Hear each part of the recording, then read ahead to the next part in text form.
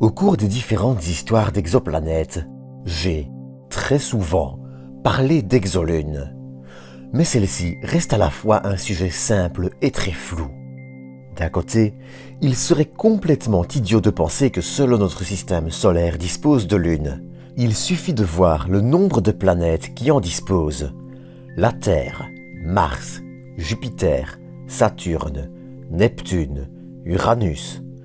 Et je ne compte même pas les planètes mineures et astéroïdes comme Pluton, l'astéroïde Didymos, Orcus, Eris, Haumea.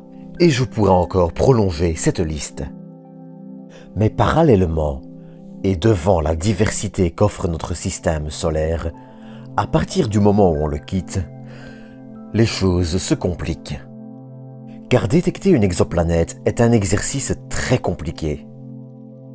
Pour rappel, quand on cherche une exoplanète, deux des méthodes les plus utilisées consistent à observer le transit d'une planète devant son étoile, en observant une minuscule chute de luminosité de cette dernière pour la première méthode, qui est celle des transits.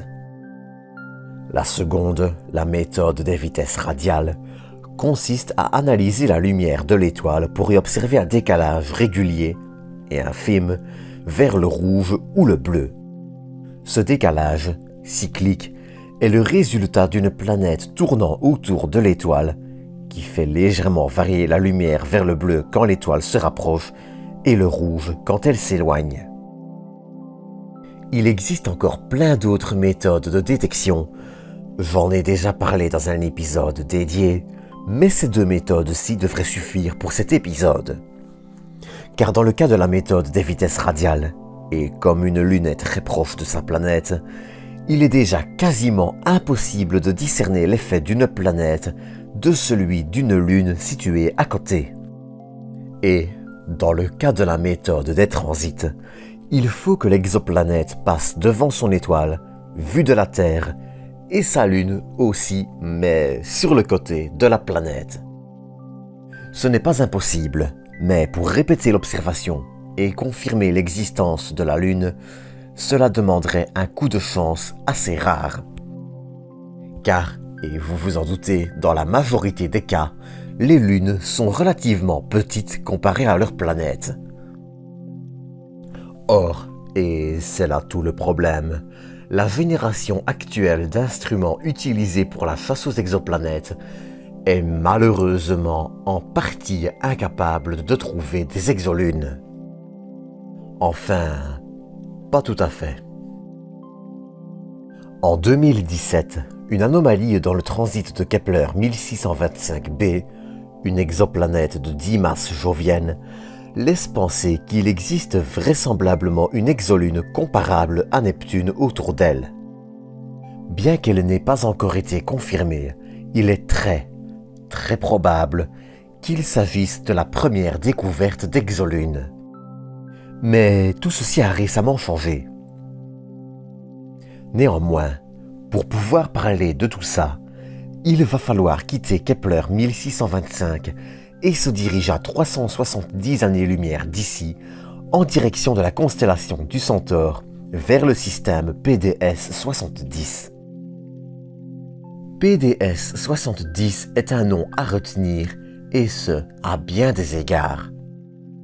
En 1992, déjà, on suppose que le système est encore en formation et entouré d'un disque protoplanétaire. Et ce sera confirmé en 2006. On sait aujourd'hui que le système est relativement jeune. Seulement 5,4 millions d'années et une masse totale de 3/4 de celle de notre Soleil. D'autres observations, réalisées avec l'observatoire ALMA et le VLT en 2018 et 2019, mais pas que, permettront de prouver l'existence de deux exoplanètes, PDS 70b et C. La première, la B, fait environ une fois la masse de Jupiter et se trouve à 22 unités astronomiques de son étoile.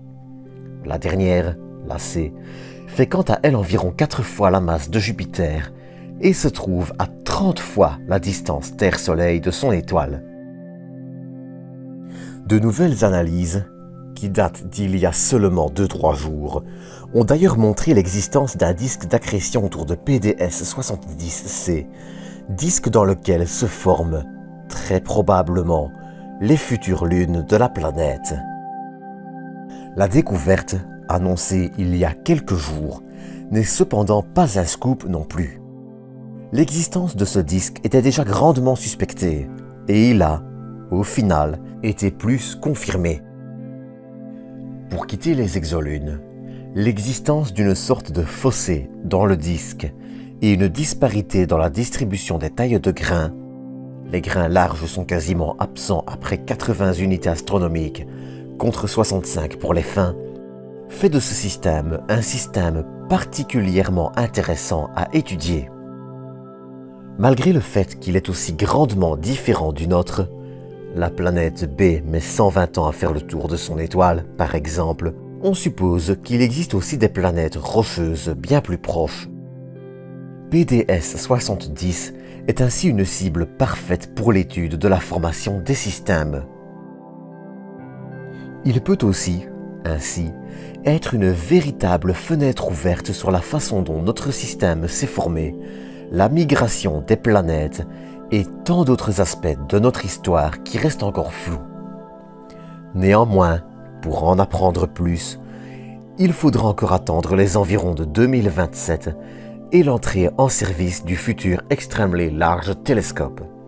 Mais ça, ce sera un autre sujet pour un autre épisode. En attendant, c'est tout pour aujourd'hui.